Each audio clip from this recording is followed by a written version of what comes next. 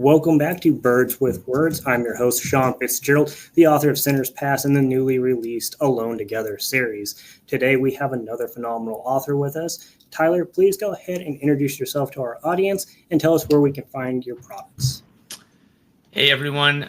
Tyler Kirk here. You can find my book, The Vitamin Kid. It's a contemporary sports fiction story that my great-grandfather started in the 1930s. I finished it for him. You can find that on Amazon, as well as the beginning of my dark fantasy series, Children of Strife. The Arsonist is the first book, and it's also available on Amazon. So Tyler, I'm not going to lie, I know you for your fantasy work, but that first one that you pitched, so are you a big cooker yourself? Not so much. I mean, the Vitamin Kid was a manuscript that I inherited at a really young age, and I kind of made a pact with myself that if I managed to publish a book, I would go back and finish this for my great-grandfather, and I would see that it gets published. And I originally wanted to ghostwrite it and publish it under his name, but there was a lot of difficulty, reasons why I couldn't do that. So I ended up having to do it as a collaborative, co-written project. But I get asked that a lot. I get asked if I'm into boxing and stuff. They're like, oh, do you have a favorite boxer and stuff? I've had people ask me that. And truth is, no.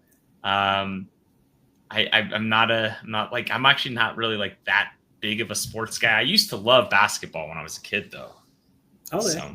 So I have no perception of how tall you are. So are you tall? No, and that's why I didn't play it a lot. I'm 5'7", so I think I'm shrinking because when I was in the Navy, they always told me I was 5'8". So for years, I thought I was 5'8" for 8 years, and then just recently, I was at the doctor and they told me that I was 5'7". I was like, what?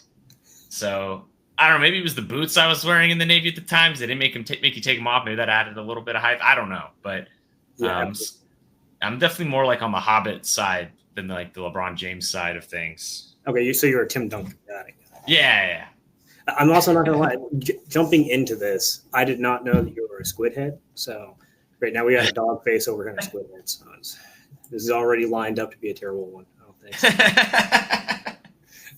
It's funny that you mentioned that Vitamin Kid story, though, because the first question I actually have for you is, if you could have dinner with any historical figure, who would you have dinner with?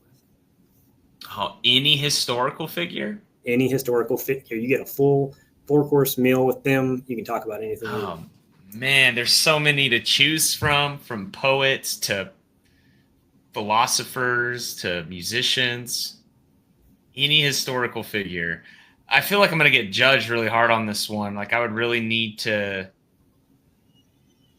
choose carefully here. Man, this could change as soon as I say it. Okay. I'm gonna try to be impactful here and not pick. I'm gonna try not to be greedy or selfish. I'm gonna try to say maybe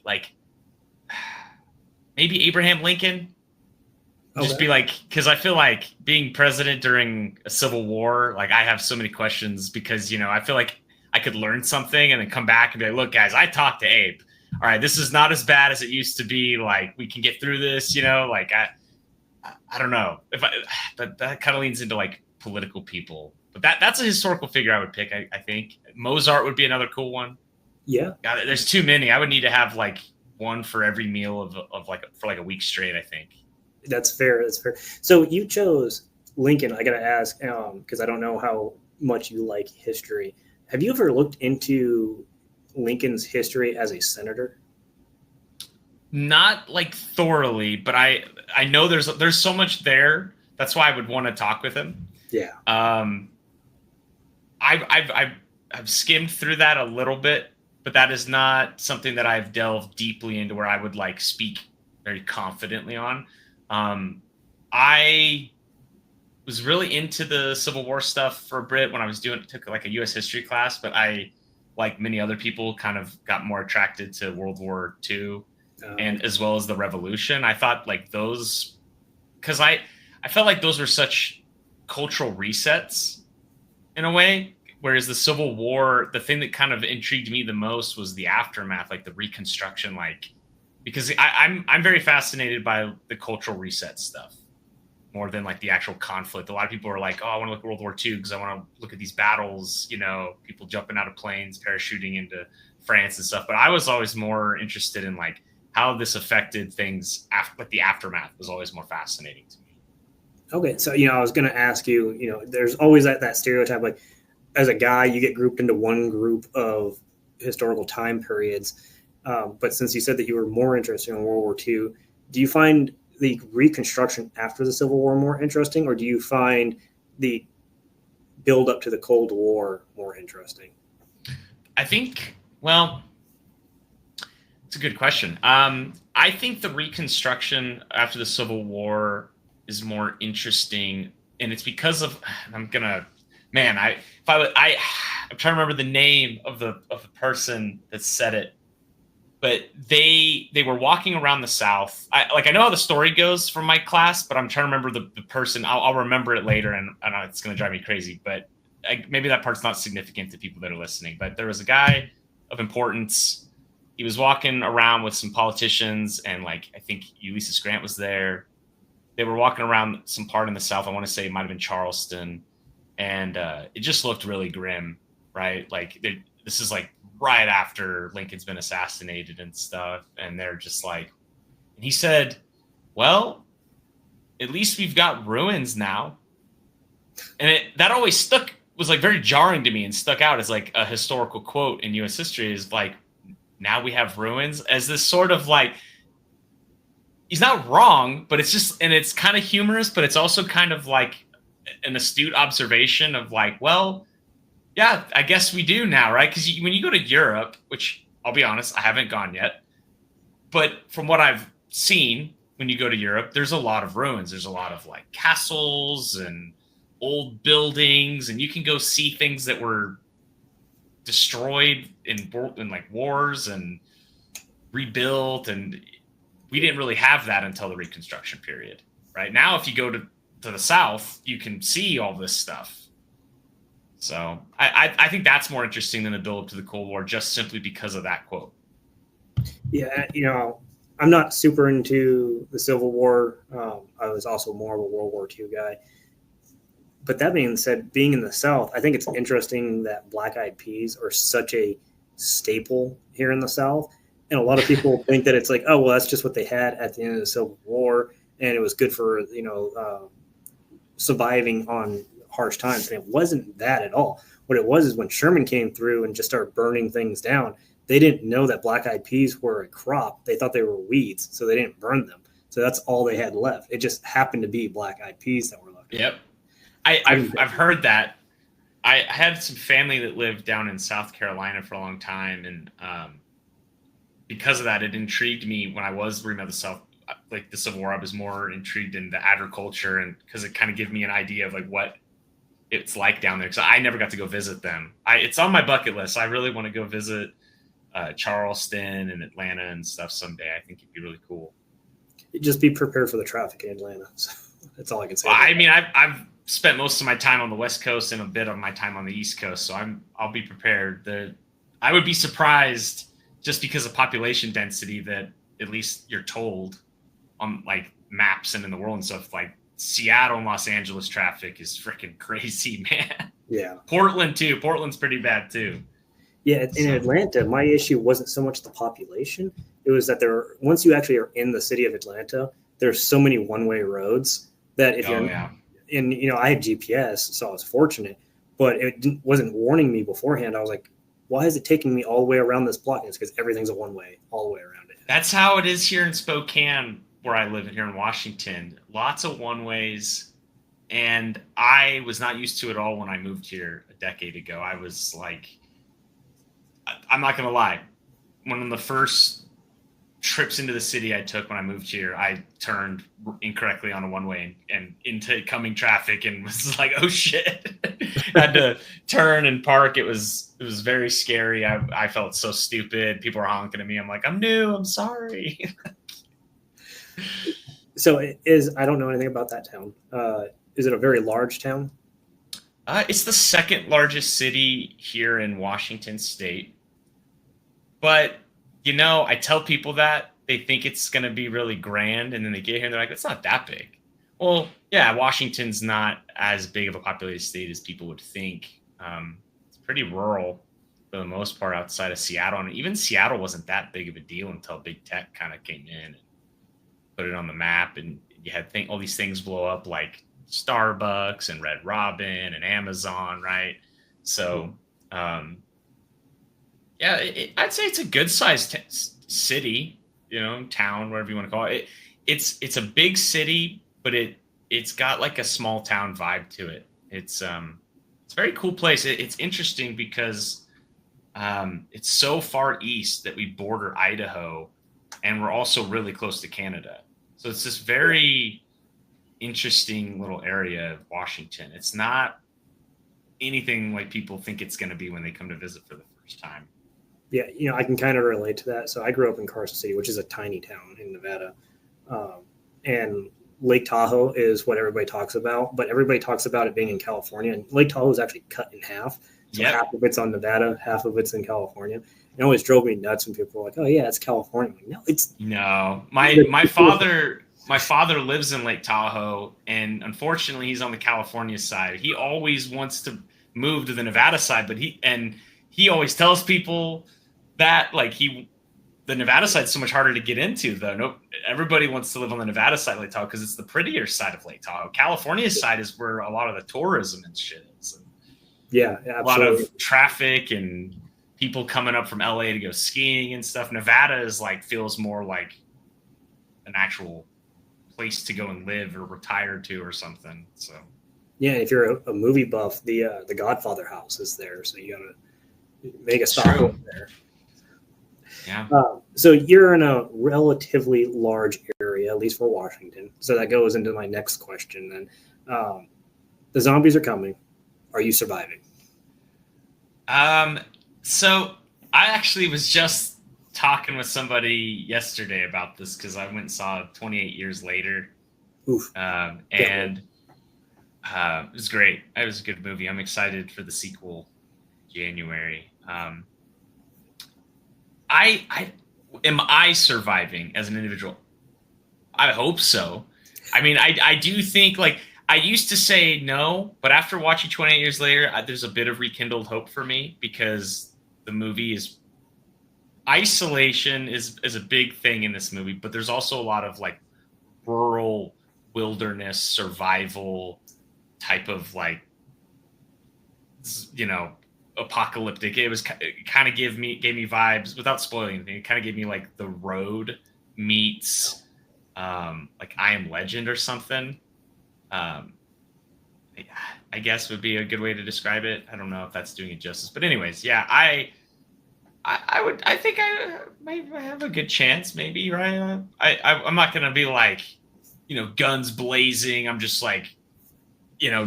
run around with a shotgun in one hand and a pistol in the other, just killing zombies. But I think I would survive the initial thing. I mean, when COVID happened, right?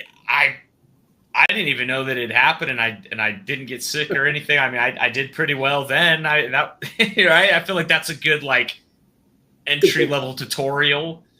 So yeah, I think it'd be pretty, because like I said, it's very we have a big city, but the city of Spokane is surrounded by wilderness, and the city's kind of divided in half by this massive river that comes from Coeur d'Alene over in Idaho. So I think if you're in the city, you're probably screwed. And almost anybody in the country could probably say that if they live in a city. But I think the people that live in the rural areas have a fighting chance. So do you ever sit down and I'm going to just make up the plan in my head just in case it happens? I do think about that at my day job, probably more than I'd like to. I honestly think more about an EMP happening than a zombie apocalypse, though. I feel I'm not going to sit here and be I think it's more likely, but I definitely think more of what would happen if an EMP went off rather than a zombie apocalypse. That's fair. I got really invested into looking into EMPs when I was writing my first novel. and I learned far more about them than I wanted to. And it ended up being, I was like, man, there's a lot of safeguards that we have in our society against this, and I didn't even know they existed. So Yeah. it's kind of like when you learn about magnets, you're like, magnets will lead us to perpetual energy, and then you learn more about magnets, you're like, oh, Yep. magnets won't lead to perpetual energy. I think the EMP situation is far more likely than like nuclear or viral, but that's just me. I guess with COVID, technically, we have to say viral already happened. So Right. I think We kind of already saw how that would go, and I think Yeah. I think the virus stuff is pretty bad, but I don't know the EMP thing. It kind of just sends you back to the dark ages almost in a lot of ways. I think a lot more people put it this way. I think the reason why I said what I said earlier is I think people are more prepared, especially now, for a viral outbreak or some kind of biohazard or biological weapon or whatever you want to call it than they are in EMP. Yeah. Like in terms of preparation, not just physically, but mentally. Whereas an EMP comes in and like, I don't think people realize like how much that like impacts you. I think a lot like most if not almost all cars today are completely like immobilized by an EMP, right? Because our cars are so electrical now. I mean, if you're one of those people that owns an old classical car, you're going to be in good hands, I guess. But then I don't know if you've ever seen the War of the Worlds remake with Tom Cruise, you know, when they have the only car and all those people surround them and then they get out and people get shot over the car. Like, I always think like that could happen because one of the things that doesn't break in an EMP is most guns, which people will have. So yeah, I don't know. I think an EMP would create a lot more unrest. I think we are a lot more used to digitalizing everything, having everything be electronic. I mean, I see people nowadays don't even take physical notes anymore with pen and paper. They do everything on their phone or on a tablet. So it's like, I think if you take all of that away from an entire society, they'd eat each other. Hopefully not literally, but you know what I'm saying. But yeah, you know, I dealt with a lot of disasters with just the career fields that I've gone through, and I always tell people that like the Hollywood perception that we are going to immediately turn on each other isn't realistic. No. But when it comes to an EMP, I think what people forget and is probably lost, and thankfully I hope that it never happens, is you're going to have that like 1 to 2 week period where people are trying to help each other. Just like you see in a natural disaster, people aren't looting immediately. They're trying to help each other. But when they start realizing that like your food chain is shutting down, finite resources. Yeah. Things start getting, you know, and you have to choose between feeding your kid and robbing somebody. That's when things start getting dirty. That's what I always think about too, is like, I think here in Spokane, for example, where I can't speak to other places where I live. I think having an EMP go off of it, like Los Angeles or something, would be terrible. That'd be scary. But I think here in Spokane, I think things would be pretty mild for a good amount of time. But yeah, it's about like how long are we talking that this thing's going on, right? Like after a month, it's like, all right, maybe people are going to start going and foraging or something. But yeah, absolutely. So, but let's go into since you are in that area and we've talked about, you know, you are mentally preparing for this. What is your mental preparation or mental steps that you have to take when you start writing stories? Is it always based on any place you've been, or is it always some place that you just create? That's a good question. Well, the vitamin kit, I'll just kind of just disclaim right off the bat, is not my intellectual properties. Write that. Luckily, my great grandfather left behind a lot of notes. I had his diary and everything, so I was able to kind of get into his mindset a bit to help finish that. But with Children of Strife, my preparation for that is, it sounds really ridiculous, but it kind of came to me almost like in a dream that started as like a short story idea, and then over years evolved into a novel, and then I was gonna do a two-parter, and then I was like, well, maybe I'll do a trilogy, and then I was thinking about a series. Like I'm always kind of wrestling with it.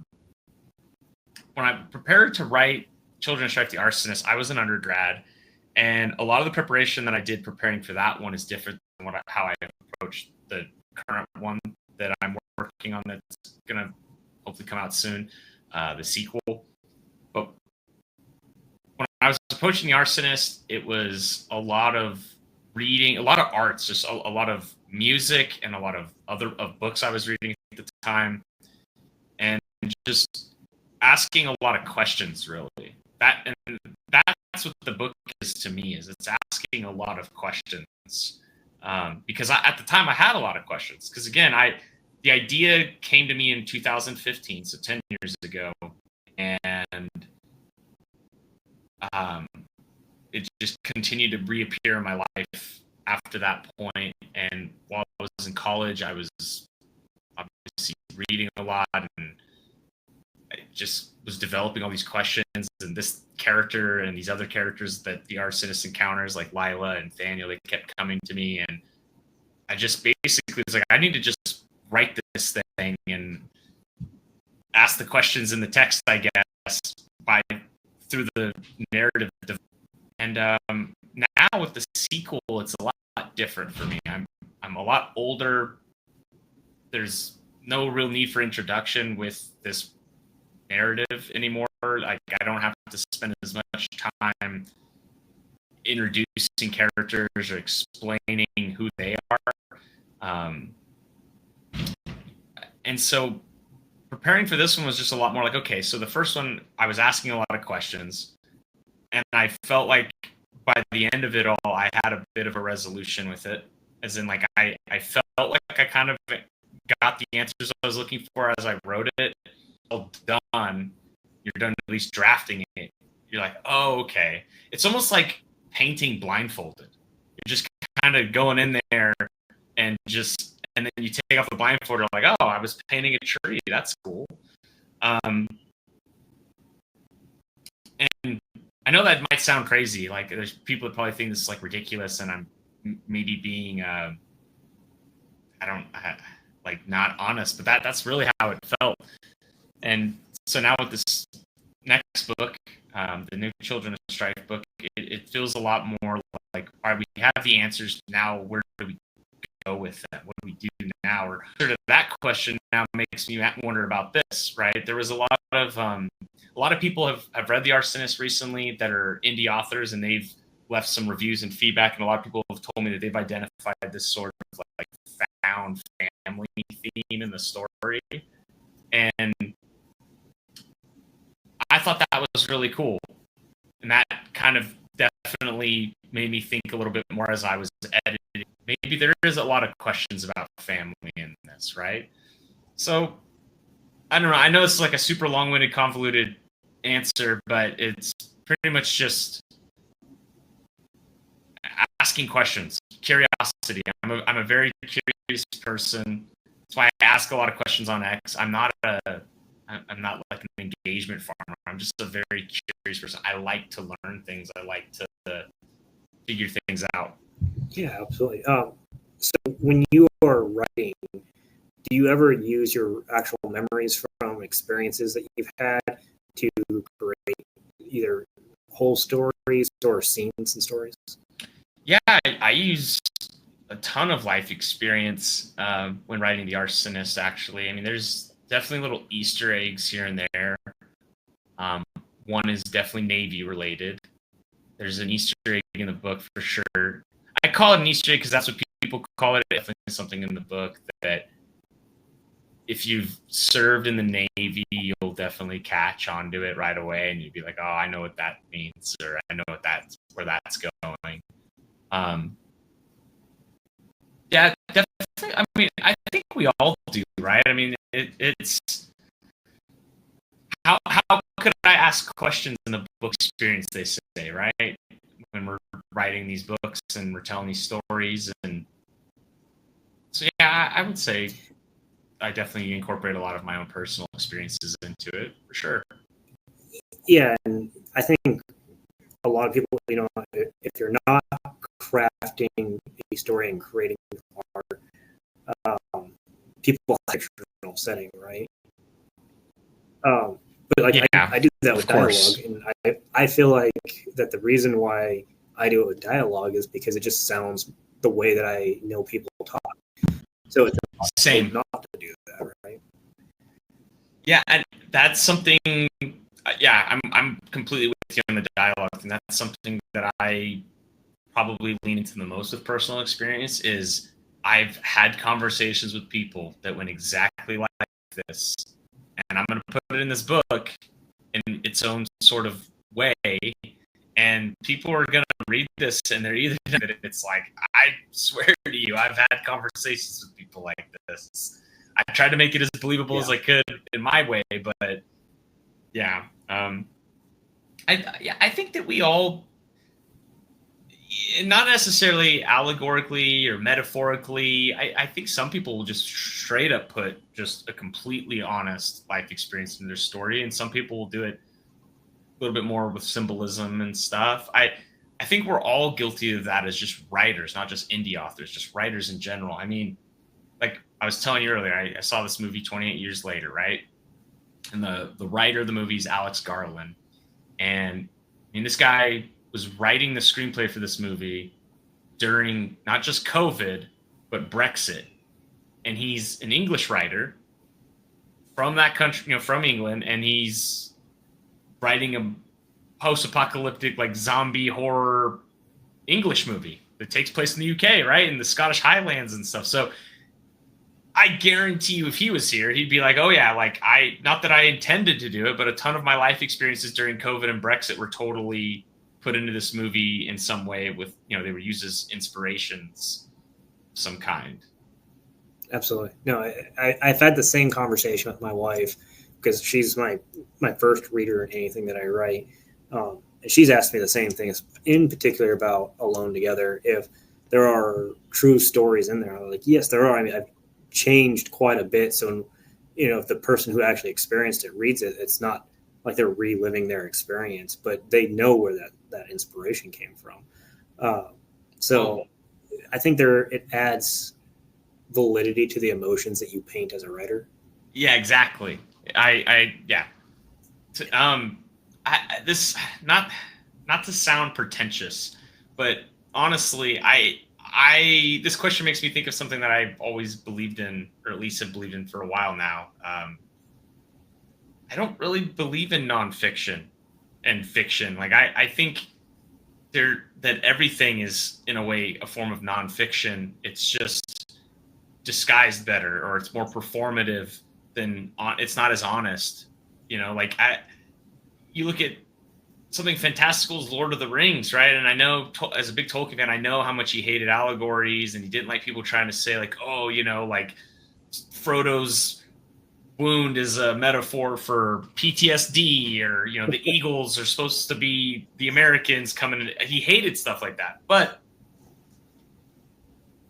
even if that's not what he intended, subconsciously, I think even if, no matter how hard you try to avoid things as a writer, I think that there is just meaning that you create from your own personal experiences.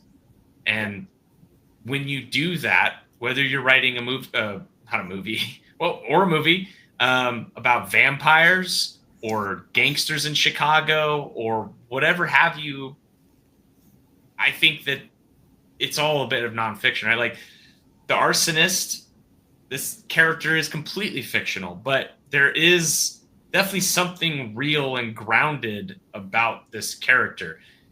And I'm not saying it in terms of like him being relatable necessarily, but there's definitely something real about it. Like he definitely brings something to the narrative that kind of asks you questions about your own life, your own reality, right? I think that's what good writing does. And I'm not patting myself on the back. I'm just saying that I think that good writing makes us ask questions, and that's why I ask a lot of questions when I'm writing, because I'm thinking, man, if I have these questions while I'm writing, then people that are reading it are going to have them too, and hopefully they'll learn something about themselves through it. Because that's the whole point of shared experiences, right? I agree to a point, and I have a question based off everything you've just said. And if we're going to get into an argument, this is the only area that I can imagine you and I will agree in. Uh, have you ever heard of the term when it comes to analyzing literature that the author is dead? Yeah, like when you release a work, it's no longer your own; it's the audience's. Yeah, and how do you feel about the approach that people use with that? The approach that people use it. Well, again, probably going to come off pretentious, but I completely agree with that statement. I do, and I don't just apply that to books. I would also apply that to music for what it's worth, um, or really almost any art form. Once you put it out there, it's theirs. I mean, maybe they don't physically own the painting or the song, but you know what I mean. Yeah, I would. It's hard. The way people use it is difficult to imagine because there's so many different people that are into books, and the people I've surrounded myself with, I would say that I agree with the way they approach it and use it in terms of like what they get from something. The thing that really convinced me to believe like that's a true statement that the author's dead once the book's released was Herman Melville's Moby Dick. That was the book that really sold me on the idea and was like, yeah, that's true. I am completely on board with this philosophy because that book, if you've ever read it, and if you're listening and you've read it, that book can be read so many different ways. There's so many different literary lenses you can approach that book with. And it is not as simple as just saying it's a book about whaling, because it's not. There's a lot going on with that book. But yeah.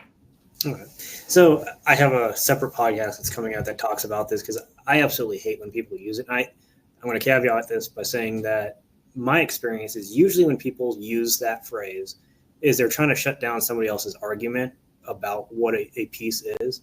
Okay. And I understand that there are some things that are absolutely intentional and there are some things that should be left up to the interpretation of the reader. Of course. But where I get upset about it is if they try to say that and say, because really what it's coming down to is whatever the author's intention is, isn't important anymore. It's how you're interpreting it, which is probably why I don't like The Great Gatsby, despite the fact that I share the last name of that same person. But I'm not going to go down that tangent because I'll waste our entire time talking about that. But since you're a fan of Lord of the Rings, one of the arguments I saw one time was that Frodo was in a homosexual relationship with his partner, Samwise. Yeah, the entire time, and they made a great argument. They built it up, but we can't discount that Tolkien was a World War I soldier. He's a devout Christian too. Devout Christian, and all these arguments that they made about their experiences completely discounted the fact that this was a lived experience that many officers and NCOs during World War I had. And it became a master-servant type relationship, but there was also a close bond because the brotherhood of war. And that never came up in it. So that's where I always come back and say, well, you made a great argument about it. But he also painted a fantasy realm around an officer and an NCO, essentially. Well, so I've encountered that argument before. I've encountered a lot of pretty extreme arguments, I would call them, when it comes to a lot of literary works, Lord of the Rings in particular. I've had a good friend of mine actually is convinced that the way dwarves are portrayed and the way elves are portrayed in Lord of the Rings is like it's a clear-cut thing of anti-Semitism, that the dwarves are supposed to be the Jewish people and the elves are supposed to be like very like Anglo-Saxon, anti-Semitic, elitist people. I wouldn't say Nazis, but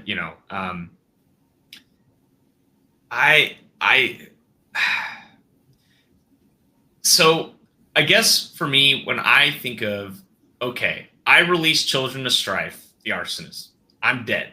People that read this book are going to give it out. Like earlier, I revealed that a good handful of people have come to me and said that they thought it was a fantastic found family story. I've had multiple people I can count on one hand tell me that in the last 6 months.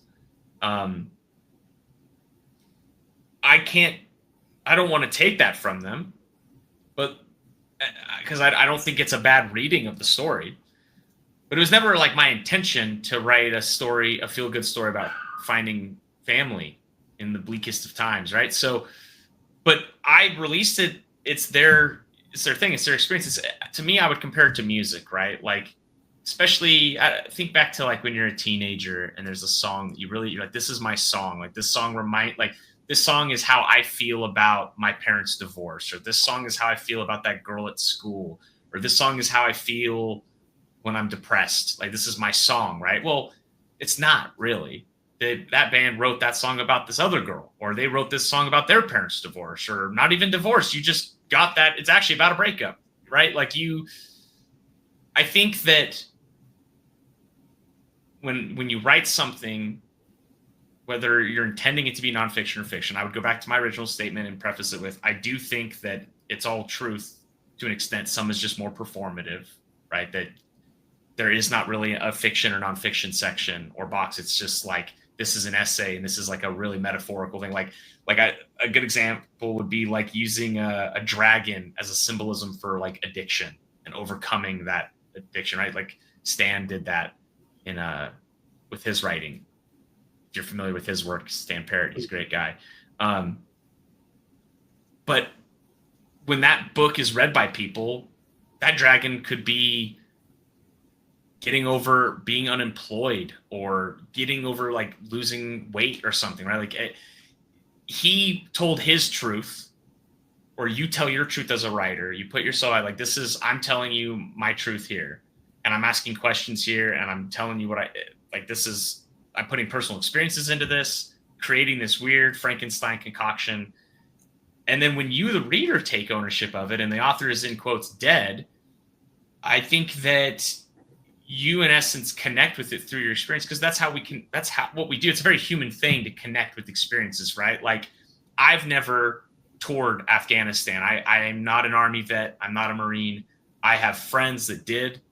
And although I never did that, they've also never done a deployment on a submarine, right? But we can connect with each other still by kind of exchanging like, oh, so you had to do that, or you ate that, like, well, this is what we did. And you can kind of connect. And so I think with Lord of the Rings, like the thing you were talking about earlier with the homosexual interpretation, I personally, even if take all the knowledge of Tolkien that I adore aside, just as a reader, I never saw that. I saw it as an emphasis on brotherhood, like you said, and fellowship, which is in the title of the first book, and just like male relationships, like camaraderie and companionship. And I did not have it as like a Brokeback Mountain story. But I will say to that person, I would say, look, maybe they've never had male companionship. Maybe that's their reading of it, because that's the only type of relationship they've had with another man. It has been in that way. So they're reading this like, oh, this is totally how me and my partner are. Or I'll be honest, every time I've only ever seen the homosexual reading of Frodo and Sam's relationship. I've only ever seen that presented to me by a woman that I knew in school.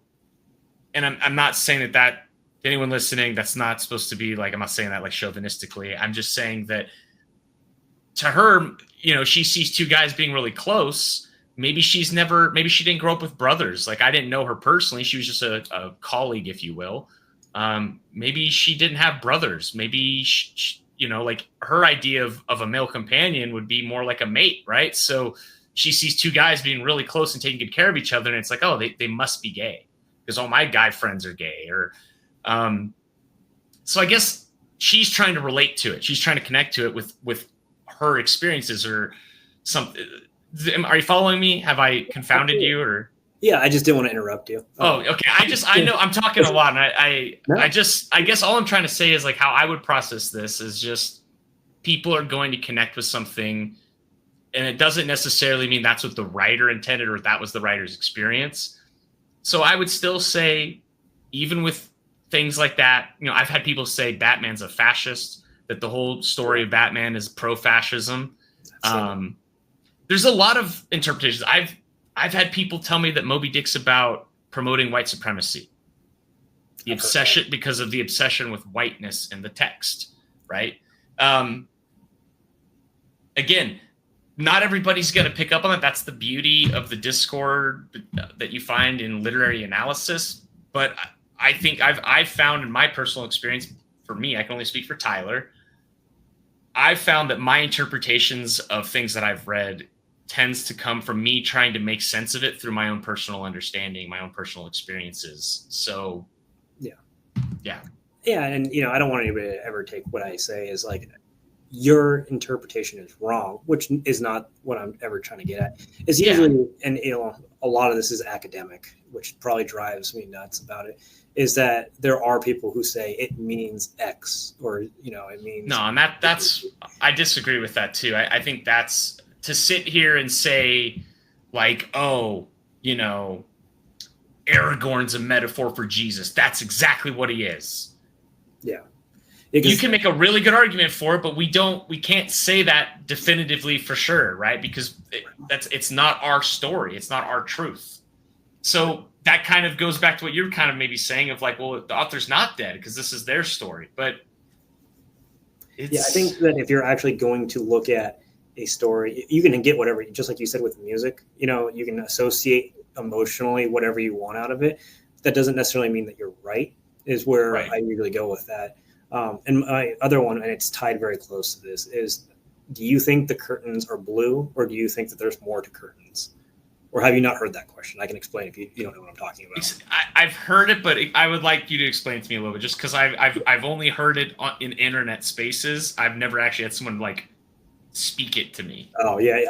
I went into a debate in college for it, and I hated it. The argument is that everything that an author puts down is intentional. So the curtains are never just blue. If he's saying it's blue, it means something.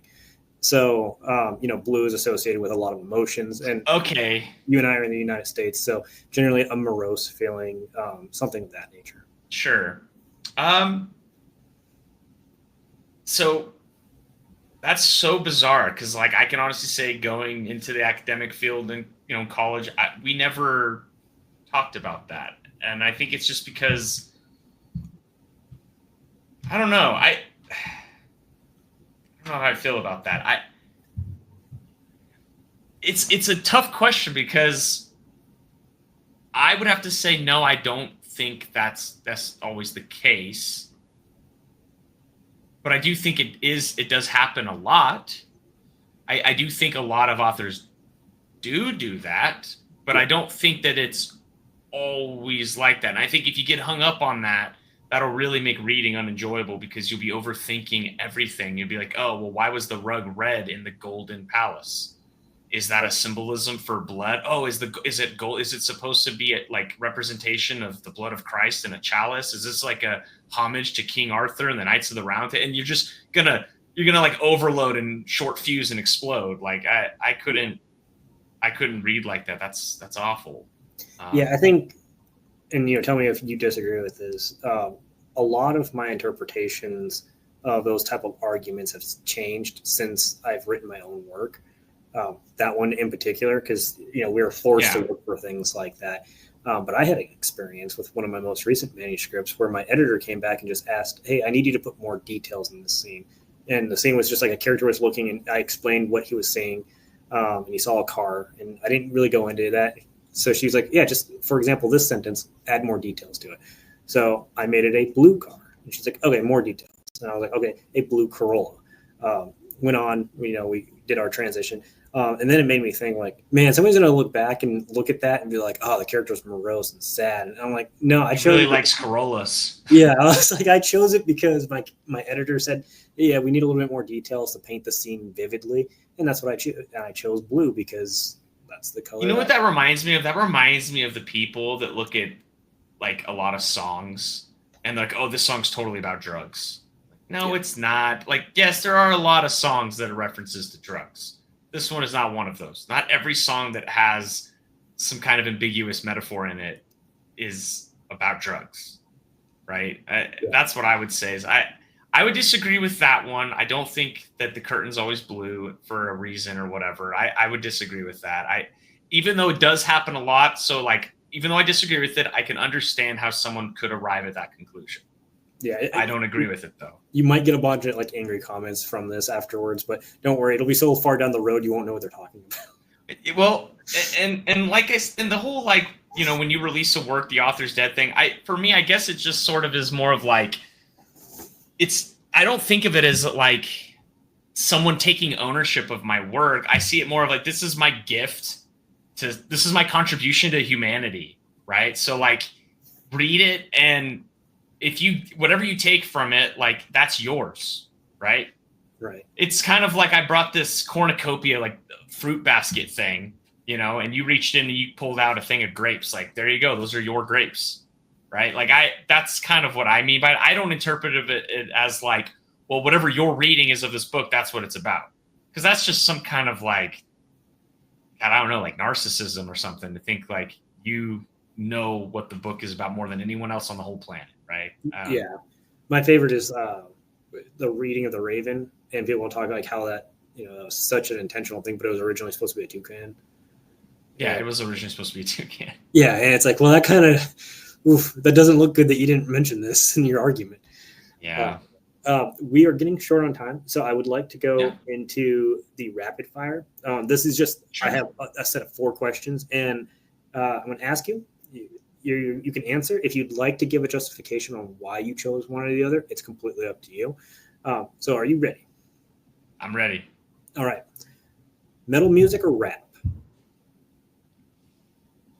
Oh, man. What decade, though? It's left up to interpretation. You can justify it. You can give your answer and give a justification for it. Rap. Okay. Horror or romance? Horror. Good. I was going to just end the conversation if you chose romance right here.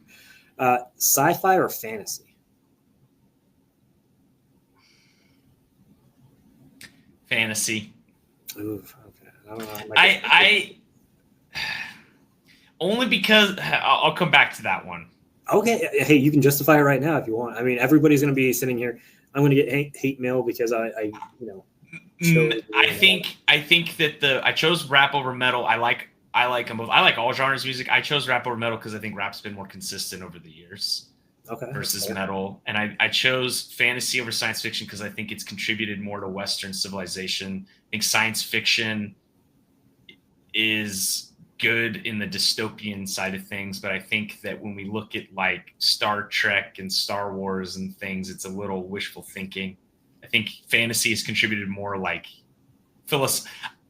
like Lord of the Rings and Chronicles of Narnia, I would argue, have contributed more to Western civilization than Star Wars and Star Trek have. That's kind of my line of thinking. It's funny that you chose Star Wars, and especially after our conversation earlier, because I don't classify Star Wars as a sci-fi. It's opera. Yeah, I classify it actually as a fantasy. That's like a space fantasy. Well, that's the thing. Science fiction is such a I think it's the hardest genre to define. I've kind of given up over the last 2 years because I entered the space with the definition of science fiction as something like Do Androids Dream of Electric Sheep, Dune, Star Trek, and now there's so many science fiction novels that are coming out, and they're all over the place with what they do. There was a book that I saw that I swear to God was basically like Fallout, like, no, it's a science fiction. I'm like, this is a post-apocalyptic. Like, well, that's science fiction. I'm like, all right, I'm sure. Science fiction is just so much. There's so much more to contain in that genre. I feel like fantasy. I feel like is a lot more straightforward. Yeah, that's why they have it split now between hard sci-fi and soft sci-fi. And gotcha. Yeah, and it's high fantasy and dark fantasy. Yeah, exactly. There's different types of fantasy. Yeah, but yeah, Star Wars. Like I got into it with somebody one time. I'm like, yeah, Star Wars is not a sci-fi. You're right. No, that's fair. That is fair. I guess I just like. I guess I'm biased. I like fantasy more than science fiction. I'm too cynical to enjoy science fiction. The science fiction stories that I like are very dystopian, and maybe that's just like. So do you consider